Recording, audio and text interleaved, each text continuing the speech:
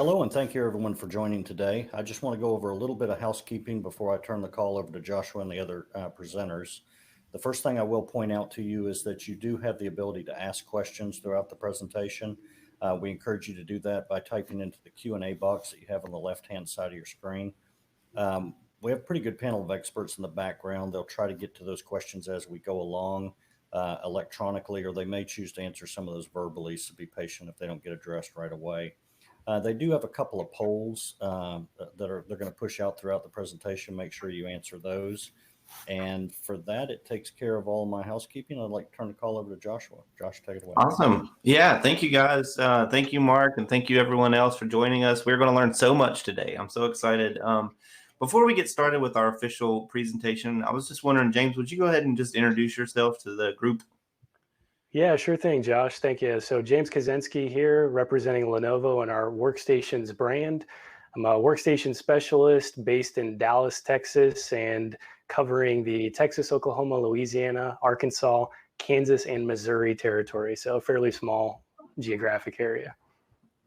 Awesome. Thank you. How about you, Kate? Can you come on and greet us? Yeah. Hi, I'm Kate. I'm with Trafera. I'm not going to be adding too much to this conversation, but I'll be keeping an eye out for all of your questions that are coming in throughout the session. And I'll also be posting the exit survey that you guys should all keep an eye out for at the end. That's how you enter to win the P15S. So if you're interested in that giveaway, make sure you take a minute to do that at the end. That's my piece. Your turn. Awesome. Listen, thank you guys so much. I'll introduce myself just really quickly. My name is Josh, and I'm Director of Education Initiatives with Trafera. So I get to, work in schools, and I'm a teacher and school principal by trade. So I still kind of fit into that role quite a bit at Trafera. And I'm also curious to know who all's on the call with us today. So Kate, do you mind to fire up that first poll? And I'd love to get a feel for who is in the room with us. While you're doing that, I am also gonna take a quick peek at the results as they're coming in. But yeah, we're just curious to know, what is your primary role at your school? Are you a teacher, technician, tech director, school administrator?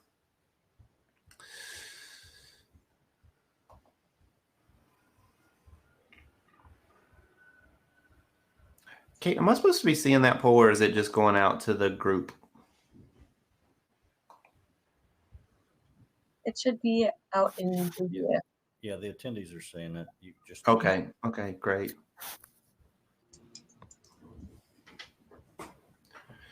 All right. Josh, if you refresh that view, you can see what the results are. Okay. All right, cool. So I'm just going to go here and click on that. Oh, okay. Yeah. Mostly tech directors, which is great because, we're going to be talking about workstations today. I'll be honest. I'm being a little vulnerable right now, but I didn't even know what this product line means. So James, I'm really excited that I'm going to be learning a lot. I've got my notes up here. I'm going to be taking some notes as you go through, but I was just wondering, for the people that are on the call, and then even for myself, can you kind of walk us through a little bit about what Lenovo is doing with your workstation line? Yeah, absolutely. So just a quick snapshot first, though, just to let you know, we have a team of folks just like me across the country. So no matter where you are, you've got Lenovo support along with your Trafera team. So just a quick heads up on that. You can see the territories, and we'll make sure and get you in touch with the right people depending on your location. But to answer your question, Josh, there's, workstation means a lot of things to a lot of different people. But as far as our industry is concerned, right, as far as the computer manufacturing industry concerned, it means sort of a couple of things. And really, first and foremost, it's a high-end PC, something more than your typical desktop or laptop type device. And along with that typically comes a pretty hefty, pretty beefy graphics card to be able to run those applications and visualize those complex tasks, because not everything can be done on a high performance processor. And then along with those graphics cards typically comes what we call ISV certification. So professional graphics cards from both NVIDIA and AMD are certified by the AutoCADs, the Adobes, the SolidWorks of the world to ensure that the drivers are stable and perform well with all of their applications, as well as the OEM's devices and graphics cards. So that's just kind of a higher level of certification and touch that you get with workstation class hardware.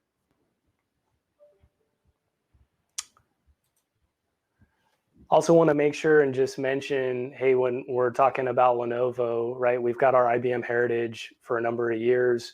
One thing we're really proud of, again, on that certification is our warranty repair rates, right, are lower than our competition. And not only is that initially, but it actually, that gap grows as time goes on into years 2 and 3. And so you can feel confident anytime that you're purchasing Lenovo hardware that you're not going to have a lot of tech support calls and troubleshooting and having folks on site to effect repairs. So there's a study that we can reference and send out to y'all to prove this, but just kind of that quick snapshot. Hey, we put a lot of time and energy to ensuring the best possible reliability. So there's a lot going on here in this, but just to give you a quick sense of, hey, there's a ton of different offerings, both desk side and mobile, within the workstation lineup, and even a racked offering up there at the top of the screen, as well as some performance displays. And what we're trying to do here is just map those to some typical workflows, some typical applications there on the right side of the screen. By no means are these hard and fast rules or requirements, but just to kind of give you a sense of, hey, there's devices for the mainstream, there's devices that maybe hit more of the middle of the spectrum, and then there's high performance devices for the largest needs, the largest expandability requirements, and so on and so forth. So one other concept that we're formulating here is this concept that there's a such thing as a dual use workstation, and this is just a flyer that we created to sort of promote that concept and give you an idea. And what we mean by that is, hey, we've got our commercial class workstation hardware that folks across industries and Fortune 500 companies and education are using today for those typical STEM, CTE, project lead the way type workflows, but they can also be used for esports, for example. And so no need to, continue to potentially have two different solutions or two different hardware devices for those needs. And so this has got, a lot of information in terms of configurations, but one thing I just highlight is we touched on ISV graphics, but we also have the capability of configuring in GeForce or gaming graphics into these commercial workstation devices, which really potentially gives you the best of both worlds in terms of the commercial warranty and support structure and availability, right? Because we build and sell thousands of these devices every quarter, as well as the gaming graphics cards, especially if your use case is more gaming focused. Hey, by all means, go that route. But you don't necessarily have to, you have choices.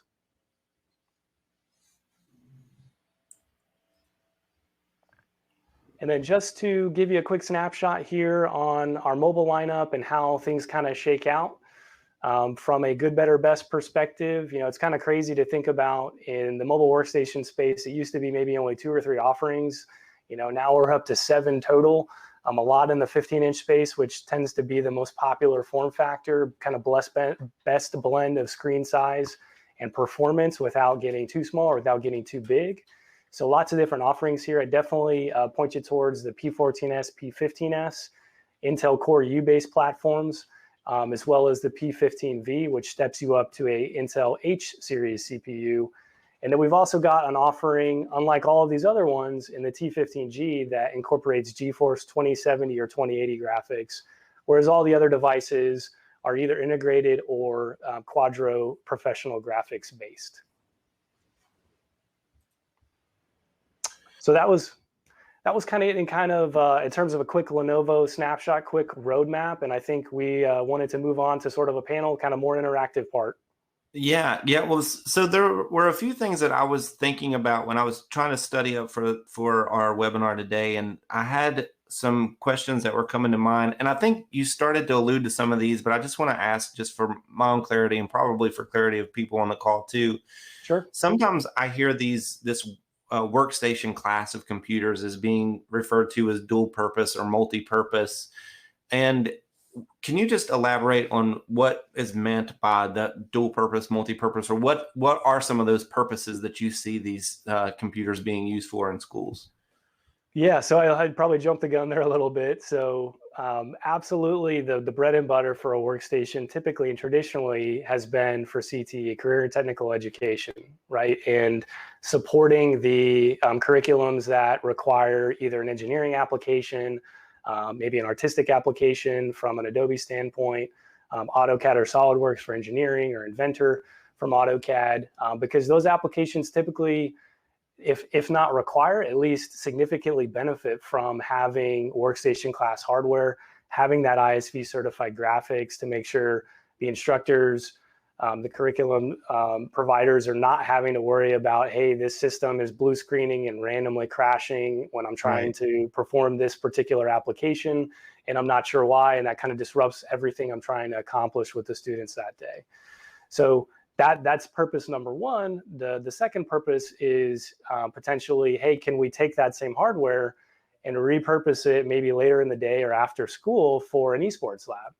And one of the common, I think, misconceptions out there is, well, I can't game if I don't have a gaming computer, or I've got to have, the latest and greatest and best possible gaming hardware, graphics cards to game. And I mean, it's interesting because, for one, you absolutely can play games on Quadro professional graphics, for example. And NVIDIA actually also has a GeForce mode now, or a gaming mode, that's part of the Quadro driver now to support that.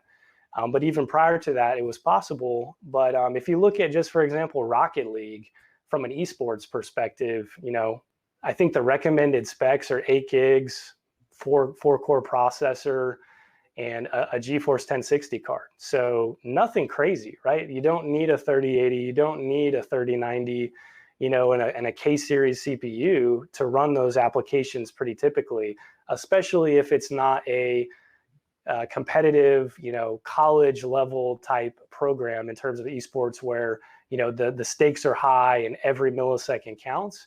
For general purpose, this workstation class hardware definitely fits the bill. I appreciate you saying that, because I had this, I had an opportunity a few years ago where the job that I was in, before I started working for Trafera, I was working for State Department of Education. And in that role, people would write to the Department of Education all the time for grants. And as I would read and approve grants, I was always looking for something that would have the broadest student impact. So, if somebody would write to me and say, hey, I'd like to purchase these computers, and they're significantly more money than, what we might buy for a one-to-one device, and they're going to serve these 7 children that participate in the AutoCAD program. Well, as a grant reviewer, I'm interested in that, but you can really get my attention if you're saying, hey, we're going to use them for these 7 children that are in our AutoCAD program, but then after school, they're going to be used for gaming. And then we're going to also repurpose these at some point to be used in our Adobe suite. And we're really reaching way more children with the same dollar bill, and for me as a person who's reading and responding to grants, that's really interesting. So along the same lines, I know we were starting to talk about esports a little bit. Just so I'm abundantly clear on this, you're saying that some of the components within these high-end workstations can be used to do Adobe Suite and AutoCAD and that kind of thing, but they're also the same internal bits. And forgive me for not being overly technical, because I'm a teacher by trade, so this is a little bit outside my wheelhouse. But you're saying that these same machines would be sourcing the same internal parts that we might use for gaming. Is that right? Yeah, that's absolutely correct, right? Because typically the biggest component, the most commonly used, if you will, component is that graphics card for both CTE, both Adobe's, the AutoCADs, the SolidWorks professional applications, as well as esports. Both of those are going to be hitting the graphics card. Now, yes, could you potentially try and run those on just integrated graphics? Yes, I wouldn't recommend it though, because the experience wouldn't be good. It would be laggy. It would be potentially not very responsive. There's certain things that you just can't access, especially in the professional apps, because they are only GPU enabled. So I definitely encourage folks that are researching this to spend some time thinking about the graphics, because that ends up being more often than not the most important component. And it's something that, we spend a lot of time in making sure that it's going to run at full capacity, making sure that the systems don't overheat and throttle back, because that will definitely slow down graphics performance in addition to memory and CPU. And so that's just part of all of that testing and certification and validation that we talked about earlier to support both the professional graphics as well as the gaming graphics, which often are overclocked and run a little bit higher frequency and therefore create more heat that then needs to be expelled from the chassis. Yeah, I got you. Okay, would you mind to fire up that poll that we have about esports? Because I'm curious to know, again, I'm calling on some of my previous experiences here, but I know from spending most of my time working in schools, as we transition schools into one-to-one, we end up with this square footage that we didn't plan for. Our old computer labs are being reclaimed to do something else, interesting. And so sometimes it's a STEM lab, sometimes it's a makerspace. And the most exciting use I've seen in this square footage is, when schools are building out, some of their, high-end, computing labs and also, gaming labs, so I'm curious to know with you guys, where are you with the whole esports and gaming situation? And I think if I click on here, oh yeah, we're interested in esports. A lot of people, 44%, are saying that they're interested in esports, but they haven't yet began serious conversations. Some people are not interested in esports, but it looks like that's the minority. It looks like most people are either fully up and running or they're actively exploring. Yeah. So James, do you have any insight into the value of esports, or why me as a principal, like why should I be considering that? Yeah, so I have a little bit of a gaming background, but I think potentially even more valuable is what I can relay that I've heard from other districts, other customers, over the past couple of years, why they've found, it would be of value, something to look at incorporating into their districts. And really the one theme that comes up over and over again is it provides an additional opportunity, and maybe to a student or to a group on campus that wouldn't necessarily participate in varsity or junior varsity sports, wouldn't necessarily participate in your typical clubs or after school programs. But this is a way to allow them to participate and feel included, on campus, and that their interests, what they're already doing likely outside of school, is something that, is valued on campus as well. And then as soon as they start these programs, they see huge benefits in terms of better soft skills and teamwork and problem solving, whether or not it's a competitive scenario, inter-school or intra-school to other schools. There's definitely a component that, you can apply to event planning and broadcasting and business, right? You can take it beyond just the educational, you can take it beyond just the esports into a more educational realm as well, when you start thinking about all of the different industries, right, that are now connected to esports and all of the interest there is in the business world, right? And, I think the last thing, right, is it's a very, the gamer population is a very diverse group, particularly. Sure. So there's definitely a diversity and inclusion aspect that I think resonates with a lot of folks. Yeah, I love that, James. One of the things that we say at Trafera all the time is people are so much more important than things. I would love to go invest in $100,000 worth of computers. That would be great. But if I'm not investing in people, if I'm not investing in my students, then what is the point of owning all of this stuff? And so we operate under that to our core. And, it's great to hear that perspective on things. If we spin up an esports program or one of these high-end computer labs, and if I can get one kid interested in coming to school who might be marginalized or might not come otherwise, then for me, that is a dollar well spent. I love thinking about that perspective. Kate, can you come on? Do we have any questions that I saw one drift into the open questions section and then drift back out? Do we have anything that we can address from the group? Yeah, it looks like there were some more technical questions that got answered by Mark, but we have a question. Does anyone have a good funding source or creative way of getting these high-end labs funded? Yeah, you want me to take a crack at that, James, or do you want to go? Yeah, go for it, Josh.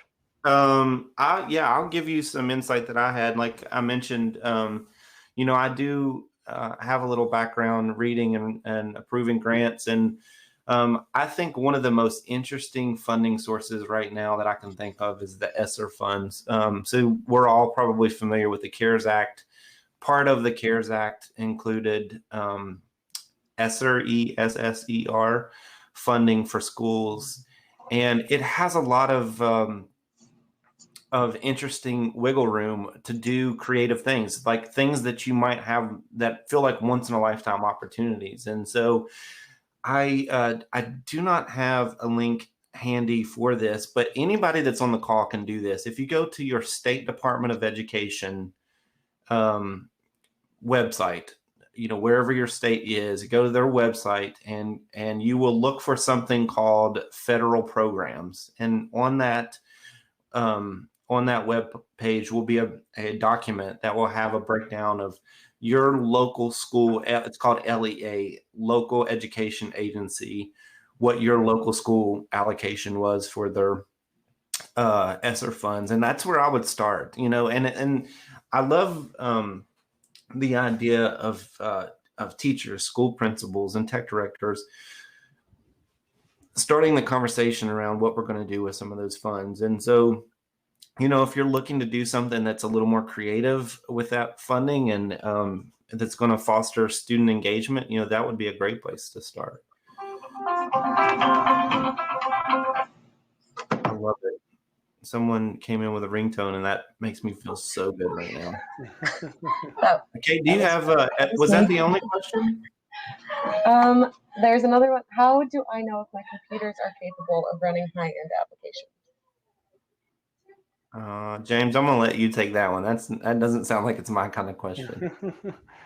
Yeah, I mean, there's software, there's free downloads out there that you could simply Google to say, hey, test my PC for XYZ game or XYZ application from NVIDIA, from all of the game makers. If you've got Steam loaded on your device, if you're downloading games from Steam, for example, they'll give you a quick snapshot of your capabilities. But really, it's kind of what we were talking about earlier. If you've got a graphics card of some kind, and you've got a decent processor, and you've got a decent amount of RAM, and what I mean by decent is, hey, minimum 8, hopefully 16, and 4, 6, 8 core processor and a graphics card on top of all that, you're going to be in a good place to start. And then as time goes on, maybe you say, hey, this got us up and running, but I'm seeing some areas for growth and some things that we're not able to access either on the CTE side or on the esports side. And then we're here to help you with those upgrades and to take the next step. Awesome. Okay, we were going to give some stuff away too, right? Wait a minute. There's one question in the open questions. Would it be possible to get spec sheets? Yeah, James, I wonder if could we do that? Anything optimized for VR? Those are good questions. So on the spec sheets, I'm answering that one right now. Okay. ESREF is the best place online to get that information. And so I'm providing that link and then a couple of ways to get about locating the right workstation devices for K-12. Awesome. And does that also address the VR question too? Anything optimized for VR? Which I'm a big believer in from a pedagogical perspective. I'm a big believer in VR.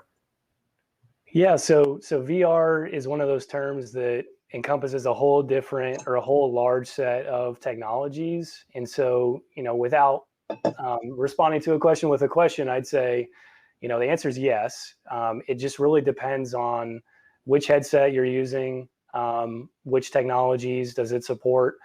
Do you need something that's a desktop? Do you need something that's a mobile? We can scratch all of those itches.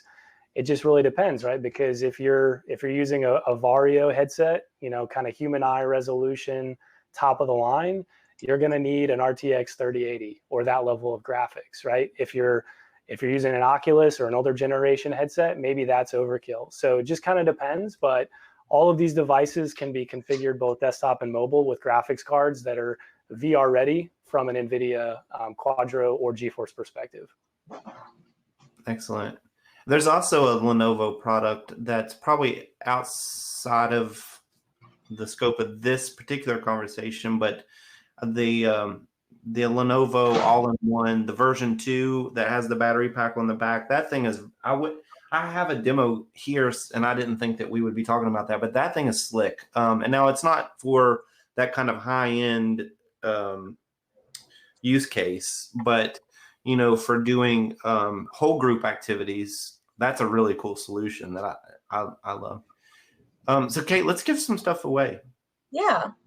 So we're giving away a P15S, and all you have to do to enter to win that is take the exit survey that has already been published.